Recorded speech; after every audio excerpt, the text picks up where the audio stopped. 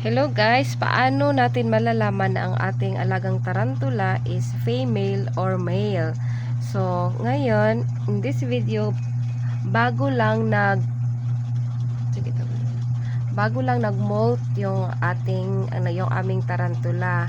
So, ito na yung molt skin niya. So, dito natin malalaman kung babae or lalaki ang tarantula nyo.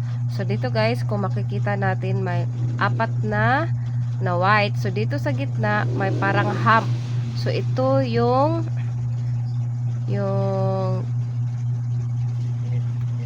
yung sign na female yung ating tarantula.